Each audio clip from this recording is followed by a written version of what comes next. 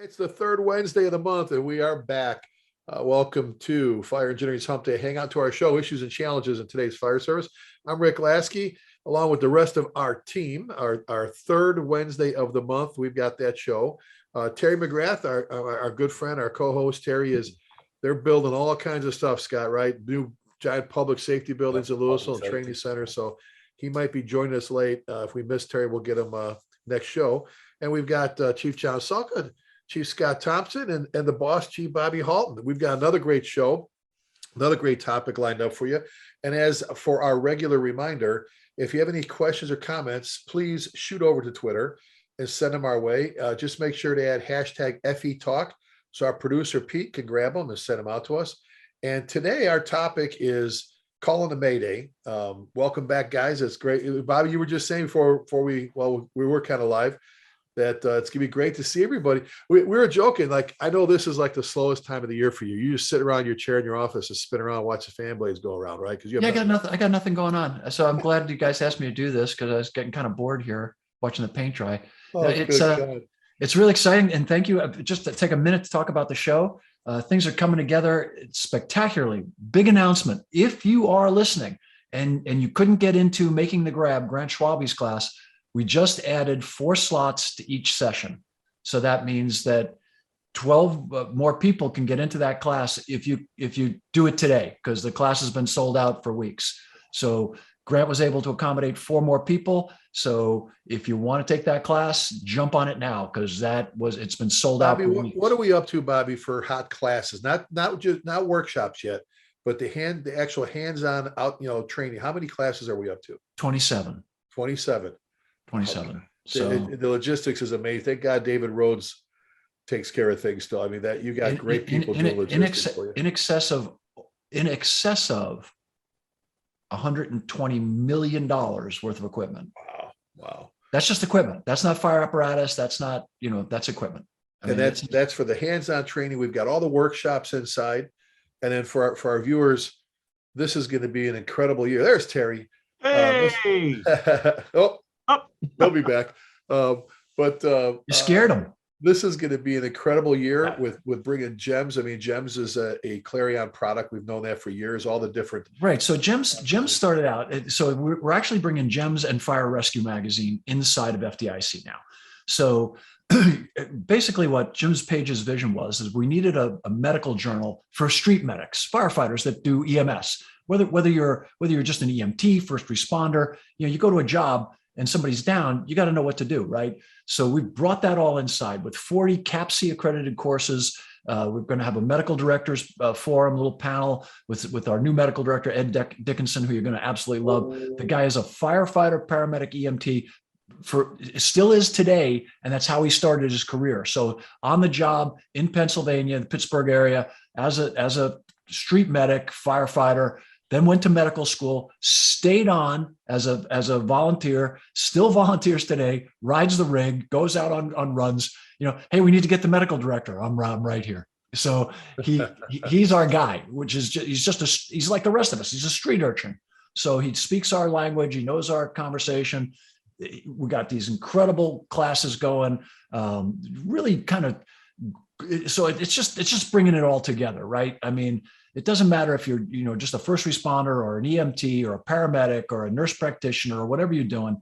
If you're on the street, FDIC is the place for you to get the training you need, and it's CAPC accredited, so you can use it towards your recertification stuff for nursing school, EMT school. Even the docs are putting together some stuff so that the emergency docs, will be able to use some of that stuff. So really, really, really cool stuff. We're going to have some really cool opportunities.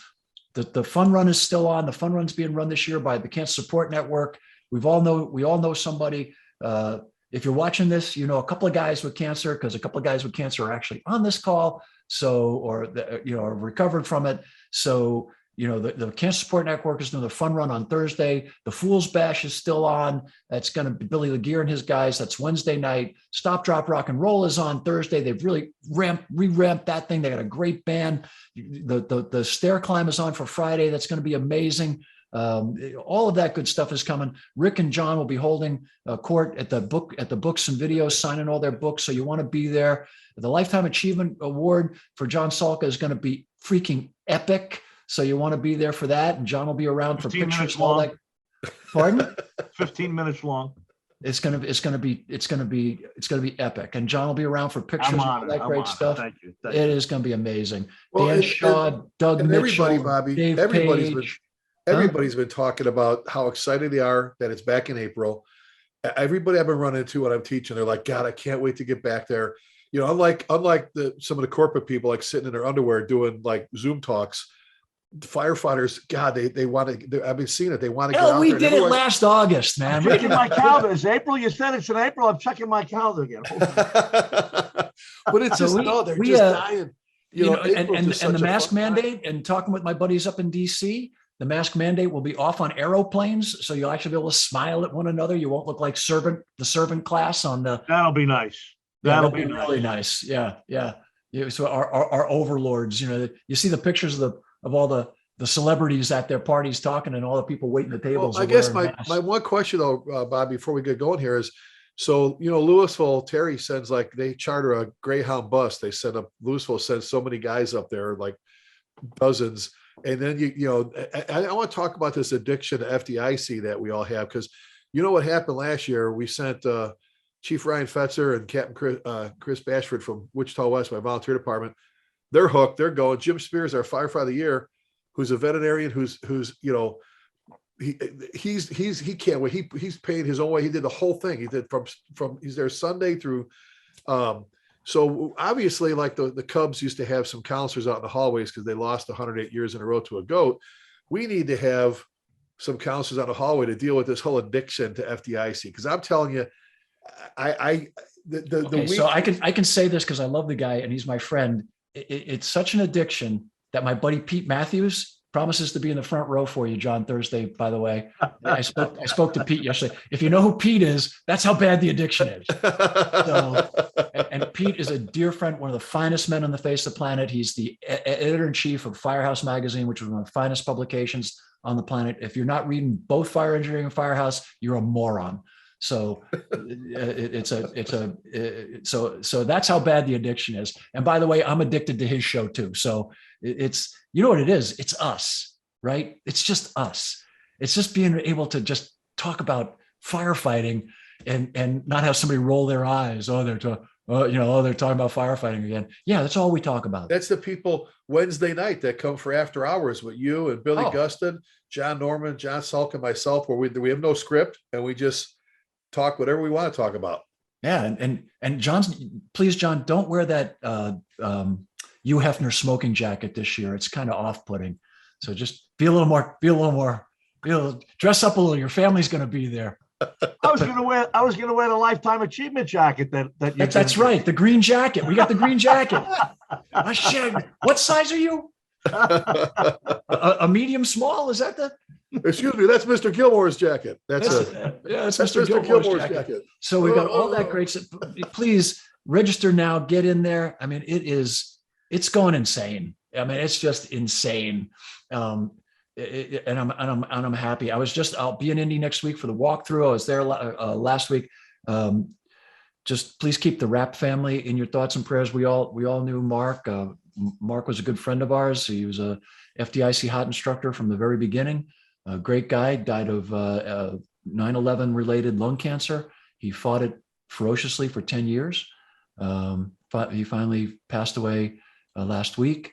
His son, Mark Jr., is on the hot team. He works with us. And so he's still working in the logistics section. And his other boy, Greg, also on IFD, another firefighting family, he'll be there. His wife, Nancy, has promised to come and stop by.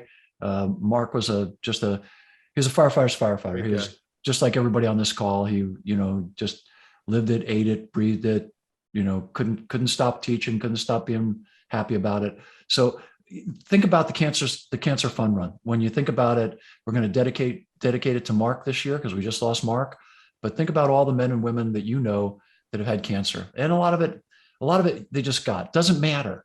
It's a cause we can all get behind, trying to help people get through it. And that's all the network does. The network isn't about finding the miracle cure. We're not about doing any of that. We're just about helping other firefighters get through it, because getting through it's a pain in the ass.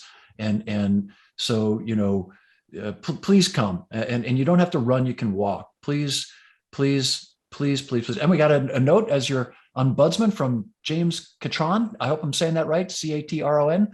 Can't wait to see you all in Indy. James, we can't wait to see you. And for sending that message, Rick Lasky will buy you a cup of coffee and I'll buy you a cup of coffee. You track me down and we'll go grab a cup of coffee. And thank you for that message. We can't wait to see you either. So, one of the things about this conversation we're having today, remember, and this is real, and we want to talk about Maydays today. Remember back when we were talking about Maydays at FDIC 16, 17, 18 years ago, right? And we worked through all the, well, how are we going to do this? How are we going to do that? Well, these conversations continue to evolve. So now we're talking about, the rescue surveys out there. We're talking about, catching water, not catching water, all of those things. That's all of that at FDIC is on the table. And there's not a right, one of our dear friends, Tommy Brennan, used to say, there's not a right way or a wrong way to do anything. There's what's right for your job, right? And I've worked on metro departments and I work on a small volunteer department. And we do things a little bit differently because we got different manpower, we got different configurations, and that's okay. It's okay. And so at FDIC, don't hesitate to think that you don't qualify to teach there. The call for presentations is going to be opening up. So if you're thinking about teaching, put it in there. We do everything from basic hose loads, right, to the most sophisticated incident command stuff possible, to technology. Hell, we got doctors who got degrees in stuff we can't pronounce who are teaching for us because everybody wants to know what's going on. John Bilch from DARPA, a world famous military man and innovator, he's going to be doing his thing on resiliency and neuroscience and all that again. Remember last year when he did that in August, you couldn't get in the room. The door was open so people could hear. So you want to get to that one early. I mean, there's just so much great stuff going on. It's just amazing. It's just a chance to, celebrate a lot of great stuff. Joe Netter, great volunteer chief, is going to be getting the instructor of the year. And he's just a great instructor, just a great guy, but he's just a really down to earth, humble local guy. And so super, super, super time, just going to be a blast. Can't wait to see everybody. Thank you in advance to everybody for supporting it. And let's talk about Maydays. Well, and one of the things, about you mentioned it, every year when John and I think about changing classes, changing topics, I look at the numbers and go, well, we filled the room again. All those years we did 5-alarm leadership for you. I remember Rhodesy going, you guys are doing that class again. I'm like, we fill the room every year. Why would we change it? But we do the 3 degrees of Mayday. And it's interesting, the conversations that come out of that regarding Mayday about, the big topic always is, when to call it, when not to call it. We're talking about calling the Mayday. And every one of us has been involved in line of duty at investigations. I'm very much involved in it now. And the sad part is the amount of times when we should have called the Mayday and didn't. It's amazing. We're notorious for 2 things during the Mayday. We stop fighting. The Mayday's call, we stop fighting the fire, we stop searching, and we stop venting. The 3 things we would do for any citizen. They call the Mayday, guys drop the lines, they do this, they stop venting, they stop searching. All the three things that would help a civilian trapped in the building, we're notorious for stopping when we have a Mayday in a fireground. The other thing is this whole when to call it, when not to call it. I know how each and every one of you feel. We all feel the same way. How many times have we seen a line of duty death where people died with working portable radios and never said a word? They never called the Mayday. They never said help. They never said nothing. There was one case, 3 working radios, and they died of smoke. They didn't burn it. They died of smoke inhalation. Never called for help. So I think a lot of that, and I'll throw this out to you guys a lot to just start kick things off. Unfortunately, in the fire service, if you're wearing your heart on your shirt sleeve, you're going to be in for a big surprise. We tend to tease each other, but I've had, and I know you guys, you're my very good friends. I have zero patience, zero tolerance for someone that harasses, teases, gives, if you call a Mayday, that's like you call the second alarm, and whether if you think you need to call the Mayday, you call it. And I think some guys are so afraid, they're afraid to get beat up later. They're afraid Well, should I think they sometimes spend too much time even thinking about it. Let's train to it. Let's train on, all the different things that go on during a Mayday, like we talk about when we do at FDIC and other places. But the hesitancy sometimes, I'll throw this out there to you guys, I think it happens too often. I think part of that is guys are worried about what some of our so-called fellow firefighters and brothers and sisters out there are going to say if somebody deems that it wasn't a Mayday. So there's so many times we should have called it and we didn't. So I'll throw that out there first. Sometimes the hesitancy you guys have calling the Mayday. John? You only picked on me because we talked about this earlier today. And, sometimes Maydays are close to you. Sometimes they're far. Sometimes you see them on Facebook. Sometimes you see them, on the news or whatever it may be. But the bottom line is, given a Mayday and then the accompanying RIT operations, those are the least performed, the least experienced tactics in the whole country.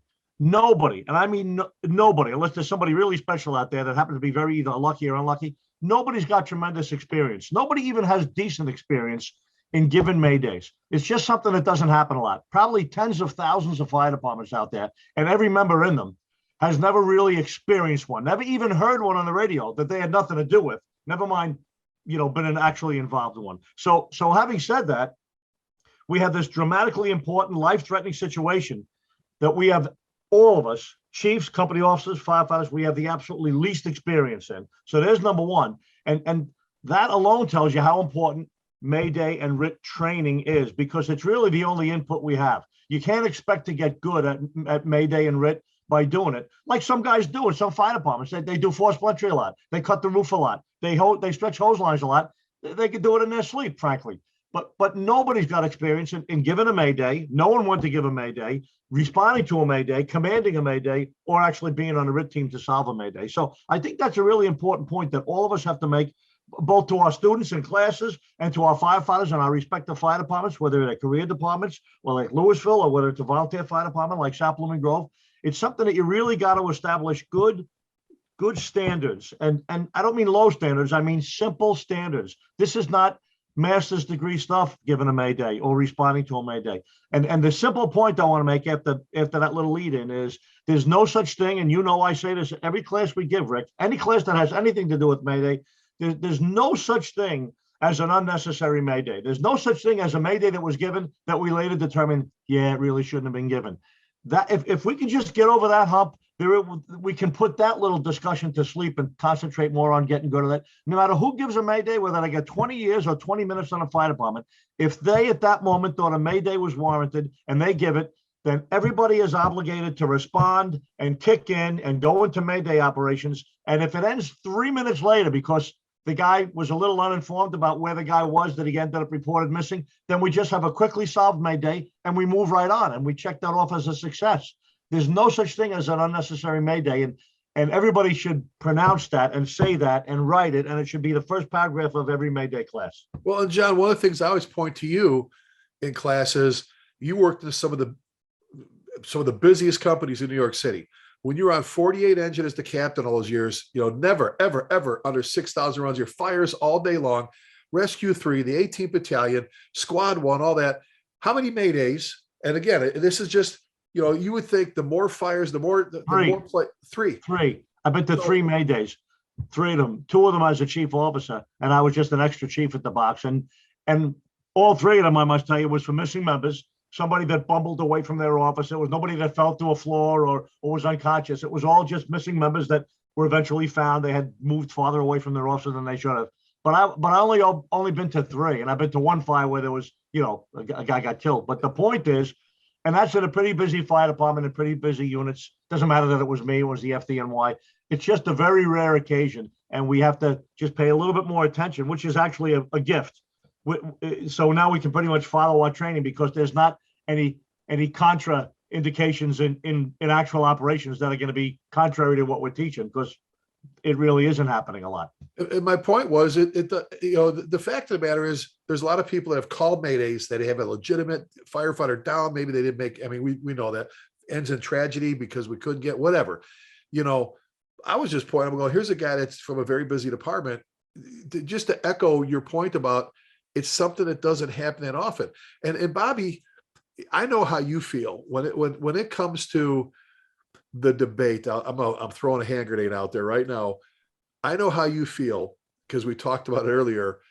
To the people out there that question someone else giving a Mayday, or look at someone, I'm just blow somebody, you know what I'm saying? I know how you feel about when you should call a Mayday, because we just talked about it. And you actually got pretty vocal about your stance. And I agree with you 100%.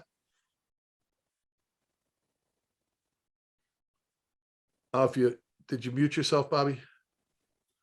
On your mic, maybe? This is a trick. Better? There you go. Sorry. I was messing around. I was teasing Scott. I was trying to put my mic in the picture like Scott's. You heard that, Terry, huh? Because I finally got a decent mic like Scott. So I was screwing around and I turned the darn thing off. I apologize. Well, the reason, Rick, and I want to get Terry and Scotty in here, but I've lived through them. And one of them was with you. And we hesitated a little bit and we almost lost the guy. And you were with me because remember that? We kind of knew he was in trouble, and then you were chief of Capel, the house fire. Yeah, and Scott, you were Scott. You were the deputy. I think you might have been there at that one too with Shane. And so, yeah, we almost Terry. I think you were on too at that time, Terry. I don't know if you were at that fire, but we almost lost the guy. So, yeah, hesitation. Don't ever hesitate because we hesitated there. The firefighter actually hesitated a little bit, and then it exacerbated. I myself got disoriented in a fire. We didn't call it Mayday back then, but I had a call for it, and I'm glad I did because and I got disoriented inside a big master bedroom walk-in closet thing. I couldn't find my freaking way out and ran out of air. Luckily, the crew was right there in the bedroom next to it. Came in, got my happy ass, and got me out. But I was completely disoriented, and then I had a buddy of mine, Todd, go through the roof on a working fire we had through a 2-story home all the way into the garage. And what was interesting about that was prior to the whole RIT team idea and all that. So when he fell into the garage, we had to get rotary saws to cut the garage door to get him out. And normally you'd think, oh, you're just going through the front door, whatever, advance the line. No, it was a kind of a weird home under construction, but the people were living in it. So I had a bunch of just funky stuff. And anyway, seconds count. I mean, if you don't believe me, try holding your breath. During one of my short speeches, you'll be dead before I get done with hello. So, but the problem is that seconds count. Every second counts. I can't say that enough. And four of us were together at a real Mayday where seconds counted. And luckily, because of great paramedics and tremendous ER staff, the guy made it, and it was damn close. It was really too damn close. And so Maydays come in all kinds of fashions. A Mayday can be a guy or a gal having a heart attack and going down. A Mayday could be a guy or a gal suffering a stroke inside the job. And one of the things I think I want to talk about, not only don't hesitate to call it, but don't hesitate to train on it, like John said, and don't hesitate to demand that the way you set up for it. And I get it. It's going to be the crews closest that get to the person initially. But I was recently doing some training with some friends of ours, and we were doing a class on incident command, and we're doing a whole live simulation thing with that. And when they got to the victim, they basically took the victim to the ladder. It was a mannequin, and kind of just threw it down the ladder. One or two firefighters. The Seattle folks sent me some photos of a VEIS rescue of a civilian the other day. There's 15, 20 guys on that roof. There's 6 or 8 guys on that ladder. Real people, as all of us here can attest to, and real firefighters are a lot heavier than mannequins. And I don't know how to explain it. If you've never been through it, it's hard to believe, but I think we ought to take those mannequins and Terry, you could probably, you're still doing a lot of training. I think we could tie sandbags to all their limbs, and that would be more realistic. You know what I mean? I mean, 50 pounders too, tie real heavy duty sandbags to them, because that's the way real people are. So train, as John said, train, because he only went to 3. I've been to a couple. One was my own, and they come on you from out of nowhere, and you got to be ready, and you got to move fast, and we can't stop talking about it. I think the RIT team ought to be called the Mayday team. That might be a better idea. Well, exactly. And then Terry, I think you wanted to jump in there. Just, and let me throw this real quick. A friend of all of us, Deputy Chief Jay Jonas. John, I brought this up the other day with you. Jay Jonas was nicknamed Captain Serious, and an absolutely incredible leader. His guys loyal to him, loved working for him. He trained every day. He just, if you remember the Miracle of Stairwell B, the only guys who survived the collapse that you see Jay on TV every year. If you remember Jay's story, they were in there for like almost 5 hours, right, John? And then Jay, when the radios came back on, Jay, Captain Serious, Mr. S, he follows the rules. In his head, he had an argument whether he should actually call the Mayday or not. He's going, well, we're trapped. It's like he remember told me, it's like the bathroom door's locked and I can't get out. He goes, we just can't get out. But is it a Mayday or is it a Mayday? And I'm like, here's Jay Jonas having this debate with himself. Runs fires all the freaking time, is trapped in the world. And so for the rest of the world out there, if you think you got this whole, everybody here has been teaching Mayday stuff. Skip and I wrote the first article for fire engineering back in the 90s and again in 2000. And we're still learning stuff every day about Maydays. And here, Jay Jonas, decorated, respected, good friend and brother, but incredible fireground officer is going, is this really or not? That's like that 13-point acronym somebody came up with years ago. Here's the 13 point you should consider when calling them. Really? If you think what you're doing is going to seriously injure you or kill you or another guy, you call the Mayday. We can always fix stuff later. Don't hesitate. And someone, Nick, threw us a comment about, yes, it has to do with, a lot with the intimidation and some of the peer pressure you hear and so on and so forth. Sometimes guys just get hoodooed there. Sometimes guys get nervous. They get lost. They're spun around. They're trying to find their way out. And calling the Mayday sometimes is the last thing they're thinking of. So there's another reason why some guys don't call it, aside from the intimidation. But here's a guy, Jay Jonas, that was debating with himself. We love Jay, and he's, oh my God. So if you think you have this all mastered and down, you're out there in hoodoo land somewhere. We've got to train on this. We've got to practice this and do what we got to do. Terry? And Terry, before you go, the one thing too is if you can't remember the whole lunar thing, just scream help. Seriously, just scream for help. Well, we were talking the other day, and I told Chief, I said, it's funny because everyone on this panel, and I dare to say everyone who's listening to this or will listen to this, has stood in someone's living room somewhere with a patient with chest pain, and them telling you, I didn't know whether to call, and I thought it was indigestion. We go through this whole thing, and firefighters are the worst, right? So you're going to go home and Google something like, where I got chest pain. I'm going to Google that and see what that is. But we shouldn't ever, we always tell people, right? If you think you're having a heart attack, call 911, right? Time matters. It matters in EMS call. It's going to matter in a Mayday. Chief, what do you always say? The fire's not out till we say it's out. There's not a fire till we say there's not a fire. Every time you leave on automatic fire alarm, report of smoke, you get dressed like you're going to a fire.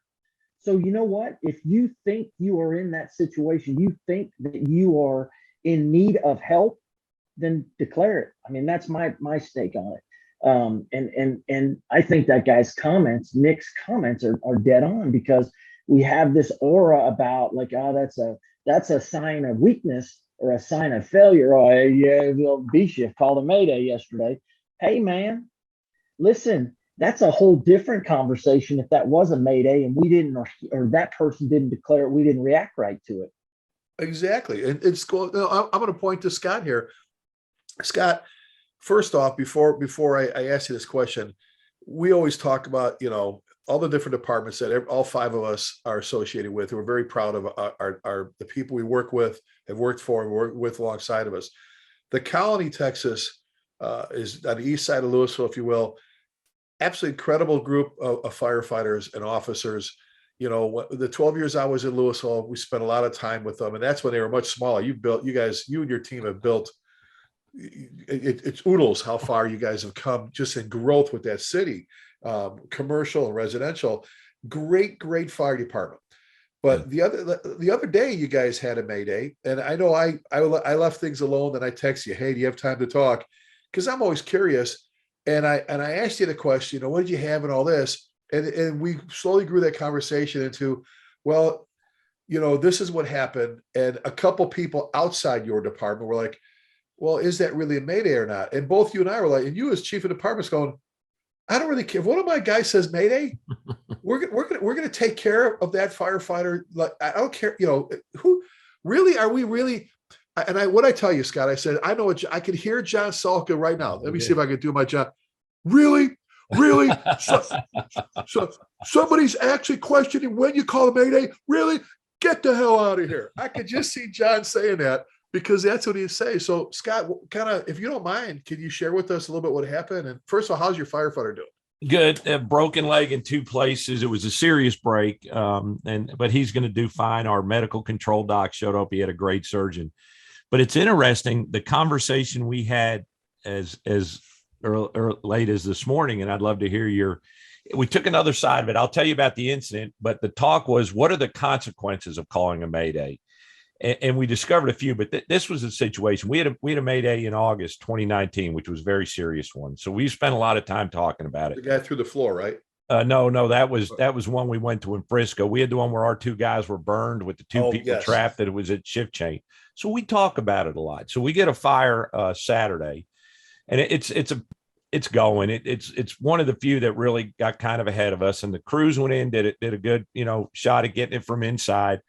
And one of the interior crews noticed that the back of the house was being held up by 4x4s. They were pushed through the sheetrock, so this thing was not stable. So after doing a search, the incident commander said, let's pull outside, and we're going to hit this from the outside. So while that's happening, while they're transitioning from the inside to the outside, their report of a collapse in part of the building. I listened to the tapes and it wasn't clear, but at that time, the Mayday was called. And so the situation was one of the members from the second in engine had started to deploy a 2.5 round back and was by a window that fire was visibly blowing out of, on air, getting ready to attack from the defensive side, was in the mud. This was a messy deal, and he broke his leg in 2 places. The people that saw him said he went down, and he said this, he went down like he was shot. They thought, first of all, that he had a heart attack. And for a few seconds, he wasn't responding to him, but an incredible amount of pain, obviously. So a firefighter who witnessed this got on the radio and called Mayday, Mayday, Mayday. Did listen to it. And by that time, people were starting to come around the back. So they're kind of like, hey, we got this taken care of. So he was right next to the building exterior, did need assistance getting him out and getting him around to the front. But, even in our organization, was that a Mayday? Was it not? I believe in our culture, and I may be speaking wrong, I don't think anybody's afraid to call the Mayday. I really don't. And we probably have a few characters that would probably, but we encourage it. And like I say, we've talked a lot about it since the one in August. But it was interesting here and say, well, Chief, it comes with a cost. And some of the examples were our dispatch automatically goes to a second alarm. So now you got fire trucks coming from across town. Because we never have enough help there. We have a Mayday. It's like we never have enough help, and most Maydays occur on the first alarm response. But go ahead, Scott. And our dispatch did exactly as trained. I mean, they were on the ball. So we have that. The rapid intervention crew there is initially thinking it's inside. So their position is to try to start working in the building before it was communicated that it was on the outside. So just talked about a few of the things that maybe is there a price to calling the Mayday? Should it even be viewed like that? Or should it just, and let's talk about this situation. You have a firefighter, exterior position, goes down with a broken leg. He said he's made that movement 100 times and he's been fine. Nothing hit it. Nothing fell on it. The fact that he was in the mud moving a 2.5 was enough to cause him to break a serious break in 2 spots. So just curious what you guys, I think I gave you enough information where you kind of get the picture. The Mayday was resolved very quickly. They got medics back there. He said when he realized what was going on, there were 15 people standing over him. And then the job was just get him out front and get him in the ambulance. Well, and I'll just say, and we've all talked about this before, there's a lot of wheels that are set in motion when you call a Mayday, but just as a lot of wheels are set in motion, they can be canceled. We've said this before about thinking big. You call extra help. You can always turn. All you have to say is, and John, you and I talked about this. Mayday's been resolved. And you know what? Do a par to make sure you got everybody. Like we're supposed to do a roll call when anything big happens, or we go defensive, offensive, stuff like that. So, and that I always call the par like the roll call, kind of like the reset button. All right, Mayday's clear. We're good, guys. You know what? I think everybody takes a breath and goes, oh, man, good. Everybody's good. Let's go back to finishing what we came here to do. Now he was like right next to it. Did the roof come in before, during, or after? Well, right before. Right before, if you listen to the radio traffic, which I did, it said, hey, we got a partial collapse, but it was inside.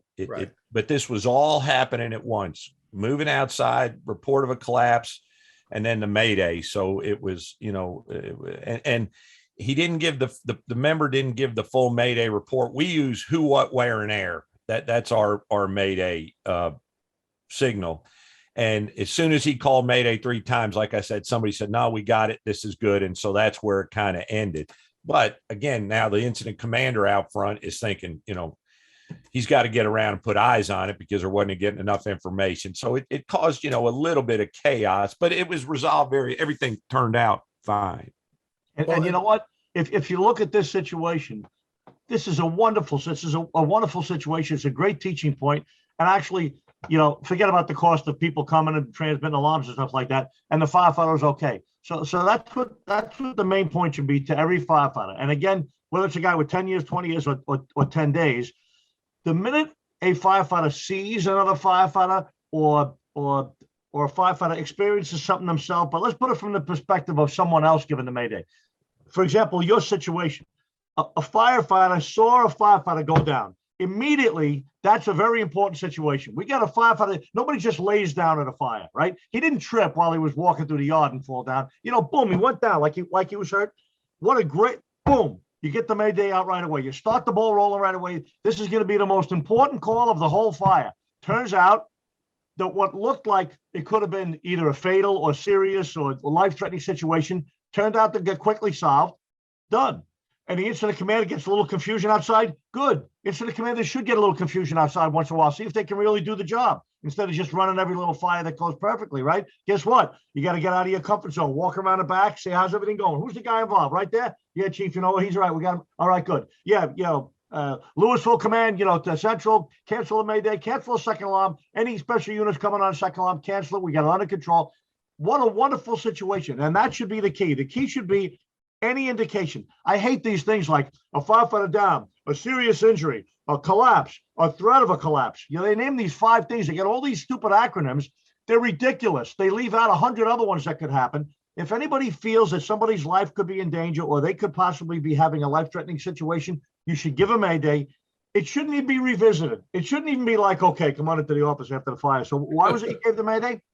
It shouldn't be. We should be thankful that somebody's brave enough and smart enough to give the Mayday on the radio, and we practice getting it. And if the guy's okay, he's okay. And if he's not, slightly hurt, we remove and take care of him. And if he's really messed up, then we got that second alarm coming and those extra trucks. That's why we build it all into that automatic signal, right? 77, 1077, code 3, 100, whatever you have. You get everything under. We keep saying it all the time. Speed, speed, speed. That's why we have red lights, right? So we get there faster. Call the damn Mayday, and if we don't need it or if we get it solved, you see, I even said it myself. If we don't need it, you shouldn't be allowed to say we don't need it. You give a Mayday, you needed it. It's quickly solved. Mayday over. Move on. Well, and Bobby, like I said, that's no different than when you were, chiefing it, and I was. You call a second alarm that you don't use. Who cares? And I know it's not. I'm compared to a Mayday, but.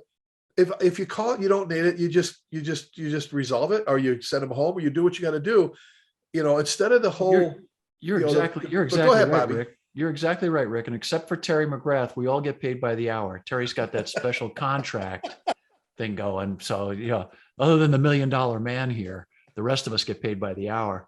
So, but to Scott's point, there's an old quote they attribute it to Ben Franklin. Experience is a dear school, but fools learn in no other. Well, it's kind of a misquote.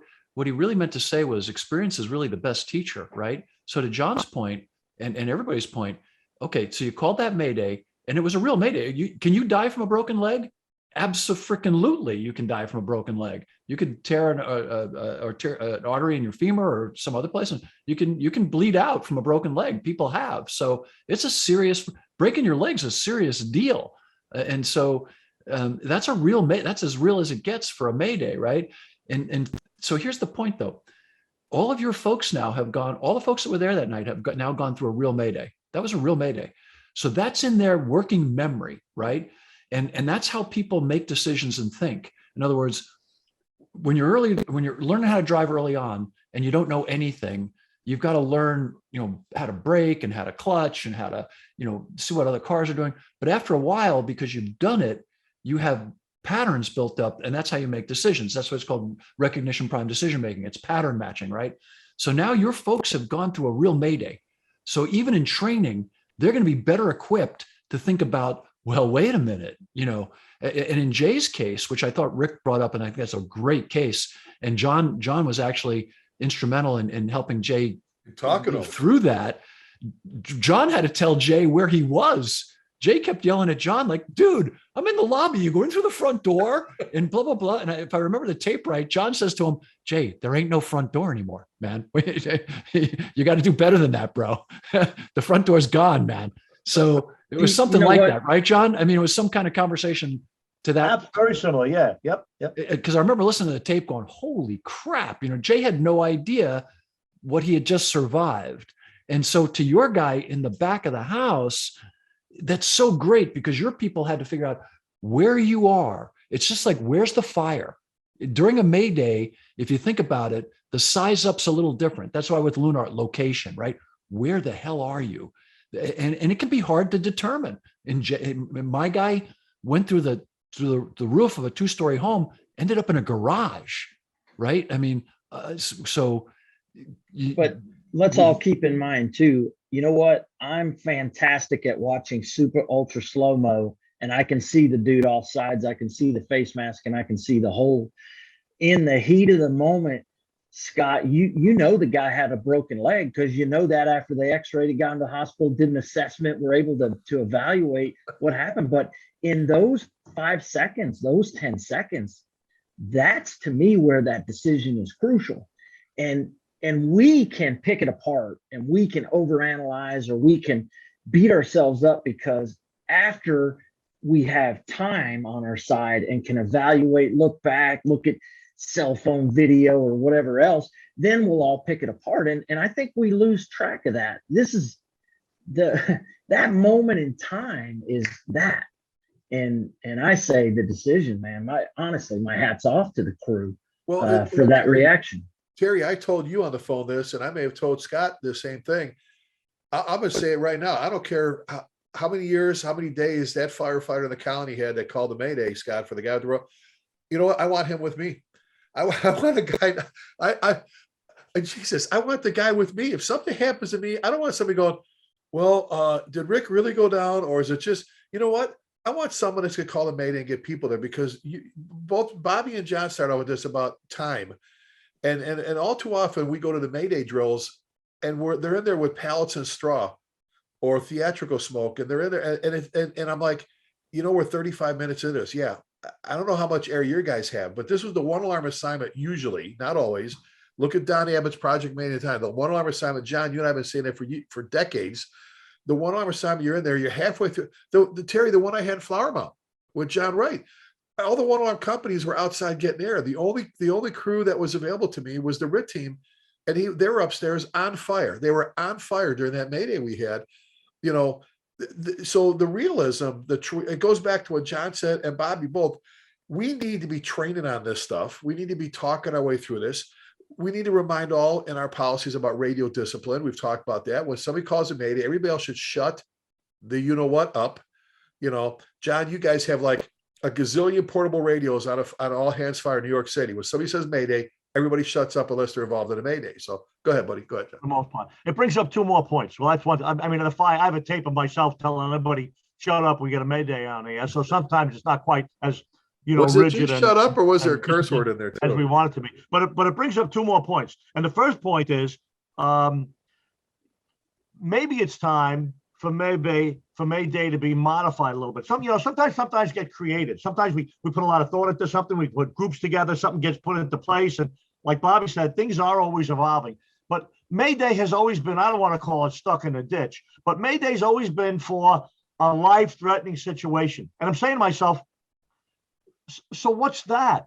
We talked about the acronyms a minute ago, but what about a firefighter climbing up a portable ladder, going to a second floor window of a house, gets almost to the top and falls off the ladder for some reason? He slips and he falls off the ladder, boom, he hits the ground. Is that a Mayday? It all depends. What's the answer? The answer is the default answer. Yes. If you have to think about it, it's a yes. Why does it have to be fatal? Maybe it should be serious or life-threatening injuries could occur to a firefighter. Maybe we need to broaden the scope a little bit to make it a little bit more open-ended. Well, that's a perfect example. A guy falls off a ladder and 5 of the sharpest guys in the country would try to come up with the answer to that. You know what I'm saying? So maybe we need to broaden it and not have it down to these acronyms and these 5 reasons to give a Mayday. Maybe we should make it a little bit broader where everyone would feel the freedom that young firefighter, I don't know if it was a young firefighter or not, felt giving that Mayday, seeing that man fall down like that. And then we'll clarify it later. You know, it's not for nothing. If somebody goes down, they're going down. You know what I'm saying? So. And John, in our 3 degrees of Mayday, as well as managing a Mayday, we talk about here, you and I beat up on that. And the phrase is, if the member if what you're doing is going to result in a serious injury, or death, you call it Mayday. We didn't say inside, outside. We just said, you know what, if it's going to result in a serious injury or that's simple. If you think and we said there's a slide that says quite fine. If what you're doing, you think you may not get out of there, you call the Mayday. Right. When in doubt, give the Mayday. That's it. And the other point was staffing. So one of the folks that wrote in a minute ago wrote in, you know what? A lot of places don't have a lot of staffing. If you're going to give a Mayday, you better give it early because it's going to take like 9 minutes for the other 3 people to get there to be the second part of the Mayday. And let me bring up something you brought up, John, and Terry and Scott can comment on this as well because they're very much involved in it. In Louisville, Scott, when you were there in Louisville those years with us, we ripped off from New York City after 9/11. John, you guys created your 1066 policy, which is your Mayday policy, which you say, 1-8 the Bronx, 1066. Boom, boom, boom, boom. Everything is sent for the Mayday you need. You don't have to say another word. You can go back to fixing the problem, taking care of your firefighter or firefighters that are trapped. So in on Louisville, Terry, right?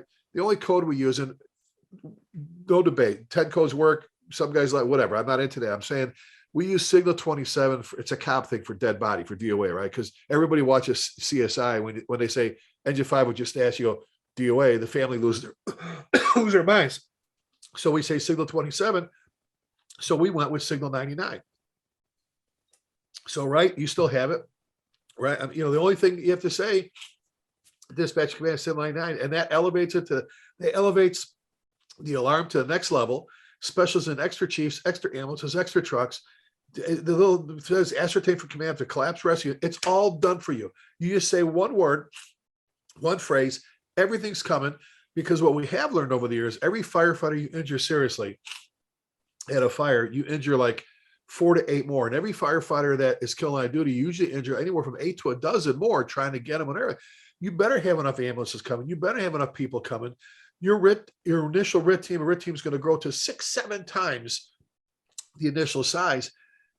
Especially, John, like you said, if we're running short, you better get the help coming now. So if anything, look at your SOGs, your SOPs. Terry, you still have Signal 99, right? You still have it.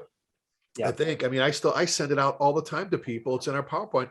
Here you go. I remember driving to work like the shift after a guy is killed or seriously injured somewhere in a job, or I see it on TV between tours, a Mayday in the Bronx.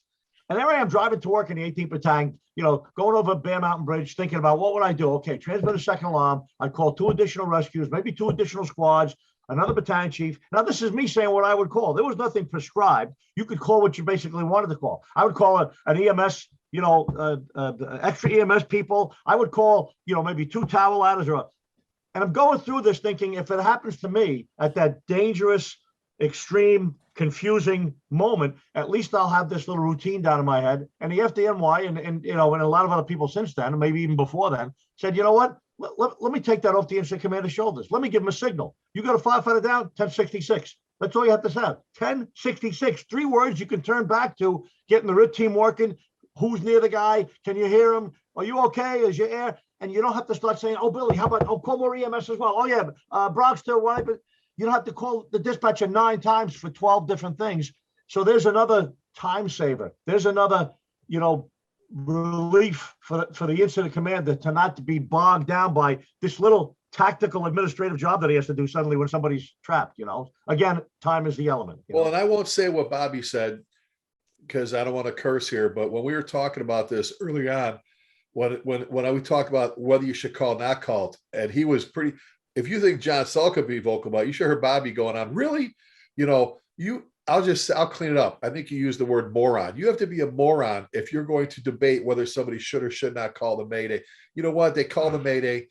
Don't worry. We have enough people there that can adjust it, fix it, do what you got to do, cancel it, clear it, do whatever. You know what? We should all be high-fiving that a firefighter isn't going to the morgue, that we had you know what I'm saying? And like I said, Scott, I want that kid next to me, the one to call the Mayday in the colony, because I don't want anybody hesitating if I need help. So go ahead, Bobby. If you got a firefighter down for any reason, the term is Mayday, period.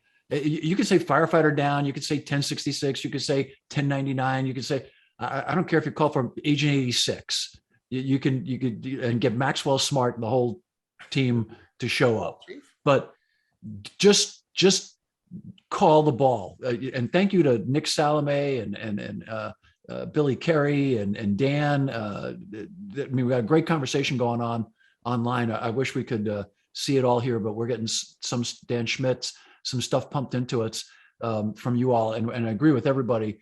If you, John said it, if you think you're in trouble, let everybody know you're in trouble. Because if you think you're in trouble, you're in trouble. It's just that simple. You know what I mean? And I don't, nowadays we've become so sensitive about what other people think. If you're worried about what other people think when your life is on the line, man, that's Darwin right there. You should not have children because you're that stupid. If you care what other people think, especially these beanbag firefighters sitting in the comfort of their basement, shooting out stuff on Face Joke and Twit, whatever it's called, and all that other garbage. You're a fool. The only people you should ever care about is your husband or wife, your children, and your mom and dad. After that, it's just people you bumped into on this journey called life. So, and good luck, because their opinions are as many as their behinds, and they smell the same. So just don't worry about the social media wizards. Like, if you find a person who's like really famous on social media, stay away from them, because they're probably weirdos. I mean, it's just bizarre to me, how sensitive people have become to this silliness. Bye-bye, Terry. Sorry, you got to run, man. Enjoyed it. I appreciate it. It's a wacky day. Chief, the world's blowing up. They're calling for 3 forces all over the place. You better turn your radio up. So we need to talk about in subsequent shows how to set the teams up for the Mayday team, the guys and gals that are going to come in to make how to do more realistic training, how to work better with the props, how to what are you doing locally. And for everybody that's on Facebook right now, I'd love to bring in a couple of outside folks that have experienced, that have done some great stuff, that got some great ideas, because we're not Mount Olympus, we're just old. Well, Bobby, and I guess here, as we're kind of pushing towards the end of the show, but so recommendations from this panel. Terry just left us. We'll get his thoughts next time, because he's got some great stuff. So we always talk about, like at FDIC, what are the takeaways? We tell the instructors. I've been on that board for you, Bobby, since when it was Penwell bought it in '96, and our goal is always from the classes, right? What's the takeaway for the student? So what's the takeaway for our listeners or for departments? Is it, and just me, I'm thinking it's time to sit down. Anytime there's a Mayday, it's time to sit down and review your SLGs. How you doing on radio discipline? Do you use who, what, where? We talked about that, John, you and I, and Bobby, Scott, all of us love who, what, where. What are we doing? Are we looking at Don Abbott stuff? Because all of us are into the facts, not the fiction. Let's look at numbers and go, see, changing channels doesn't work. See, lunar doesn't, see who, what, where's the best thing. So, radio, I remember, Bobby, when you guys published the Pride and Ownership for me, the Mayday Checklist that came out of the article that Skip Coleman and I did in the 90s, and again in 2000, there was a bold, there used to be on the original, Scott, you remember the original checklist, every fifth line, there was two bold lines. One says, call for more help, or get enough help to the scene is what it said. And then it said in bold print, tell everybody to shut the F up. And then, Bobby, your editors wouldn't let me tell everybody to shut the F up. So now if you look at the back of Pride and Ownership, at the form, it says, remind all of radio discipline. But what are we doing to control the radio traffic? What are we doing to so lessons learned, I'll throw that out there, messages to those out there. Obviously, we said, call the Mayday. Don't worry about it. Call it. Well, if we have to fix it, we'll fix it, like a second alarm that wasn't, don't just call it. But lessons, what are we telling our viewers? Scott, we'll go to you, buddy. Thoughts, the big ones. I mean, I think the ones I've been involved in, communications is the greatest challenge to me. I mean, I think we've done a good job of training on the skills to locate, remove down fire. You can always be better, but we spend a lot of time on that. But, I mentioned this, I think the last show we had is you got to get on there and say, everybody shut up, control communications. The incident commander's got to act. And I use the term Mayday denial. They've got to do what John was saying. They got to accept it. Time is and get things moving, whether it's activating the rapid intervention team or whatever. You can't keep questioning it. Repeat yourself to get things going. And then the other thing is the quality of calling Maydays. We've had two in a relatively close period of time. And while the Mayday got out, the quality of calling it is something we got to work on a little bit, because if in both our situations, if those firefighters didn't have an opportunity to provide additional information, we wouldn't have enough to have responded to them effectively. So those are some of the things that we're kind of talking about. Like say, I hope we have a culture where nobody is afraid to call the Mayday because of, being teased about that or whatever. But the quality of the Mayday, the quality of the operation, like John says, we don't do it a lot. It's probably going to be one of the most stressful things we're going to do as an incident commander or, in charge of a division or group. So that would be my thing. And it's like anything else, you got to look at the basics of it, the communications, the quality of it. What are we going to say? What are we not going to say? And are we requiring them to do something that their mind and body's not going to allow them to do? Lunar or all some of these other things. I think those are my big focus points. And back, Scott, I've talked about this. When Skip and I did the article, we actually talked to the back in the late 90s to some of the docs that were taking care of firefighters afterwards.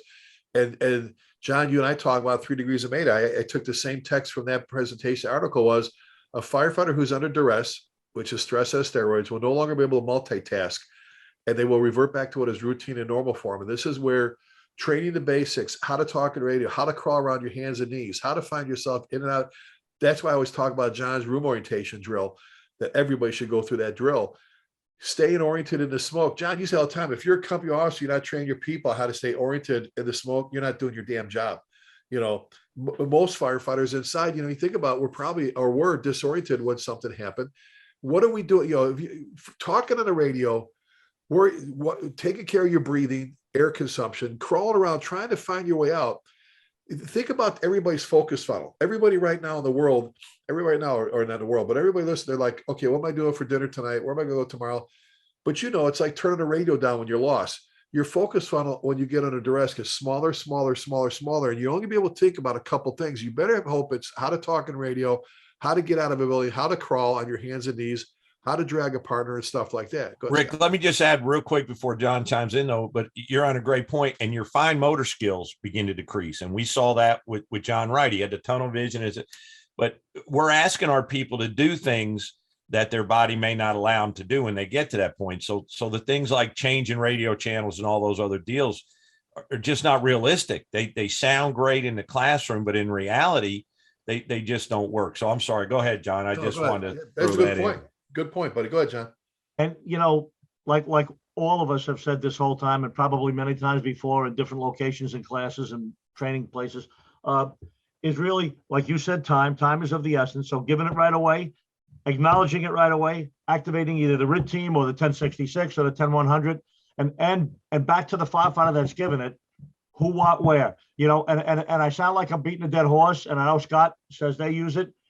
That's so much, and it's not even so much better. I'm not even going to say the other word because it's so ridiculous. But the point is, somebody who's starting to suffer from that, somebody who's either injured or in a collapse, you don't give Mayday till the collapse is over. Suddenly you're pinned in a collapse, and now you're lucky enough to be able to transmit. You're not going to remember acronyms. You just remember who, what, where.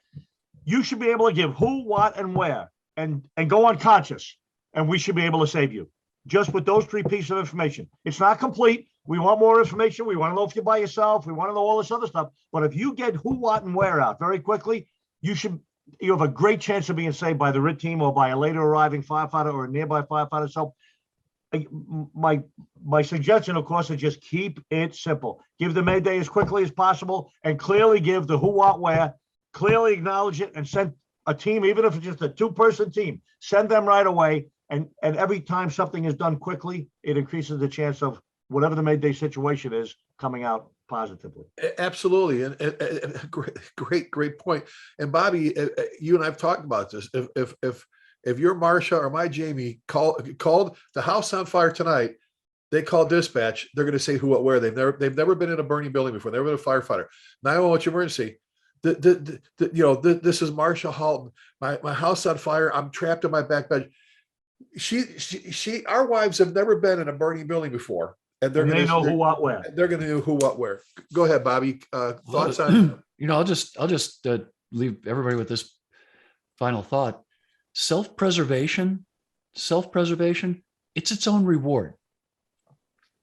Think about it. No. Nobody loves you like you. Trust me. Self-preservation is its own reward.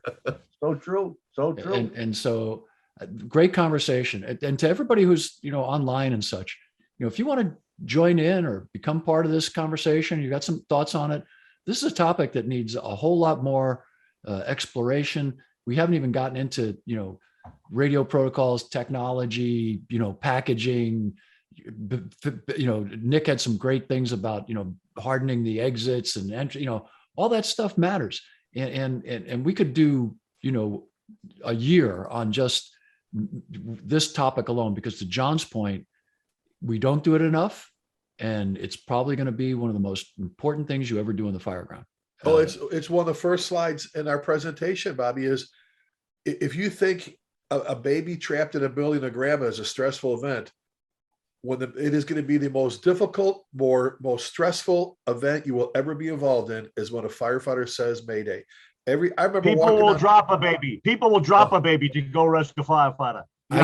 I can tell you from personal experience, when you do it for yourself, it will be the most memorable experience of your life.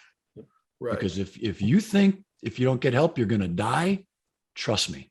Well, and if you don't say it or whatever you say, Jay Jonas kept telling his guys in the North Tower, John, remember he kept saying, what'd he say? He goes, they're coming for us. For 5 hours, he said, they're coming for us. They're coming for us. And you led that going after Jay, at 9/11. So, you know what, Scott, I'm going to finish. I'm just going to say, we talk about train. And for the people who get all hoodooed over this stuff and overthink things, you know what? If you want to overthink things, overthink your SOGs in the way of how current are they and your training. How about overthink train? Why don't you just train and stop overthinking whether we should have called it or did call? Because I'll finish saying, I want that guy at my side that called the Mayday in the county, Texas. I want him next to me. I'm telling you, that would be my comfort. I want someone that's going to call for help if something happens to me without hesitation and without going, am I halfway through the acronym or not? So great topic, guys. Scott, thanks for sharing thoughts and prayers to your guy who's recovering. It's bad enough. It was a bad break, but we always say it could have been worse. So Bobby, April 25th to the 30th. Oh my God. We're back. I know we did August with 20,000 plus people. Is that your bar mitzvah? Actually, the 29th is my birthday. Well, I'll be there, but I just, I'm so excited. There so many great classes, so many great people. Can't wait to see everybody. Thank you all for joining with us today. I've got to run to another meeting, so I'm out, gang. See you next month. See you, Bobby. See you next month. Actually, God While bless you're all. leaving, folks, our next show is April 20th. We're the third. This particular group has a third Wednesday. You can catch some great Hump Day hangouts every Wednesday here at fireengineering.com, as well as the podcasts in the evening that are great with all the other stuff on all the different sites. You get a hold of all of us. We're on the web. We're on all the social media things and so on and so forth. Scott, John, thank you again. Scott, thanks for sharing. Thank you. You know, we end all of our shows with a very important message, and that is, as we close things out, we ask you to always keep the men and women in our armed forces in your thoughts and prayers. And remember, never forgetting means never forgetting. Be safe. Take care of you. We'll see you at FDIC, and God bless you. Bye.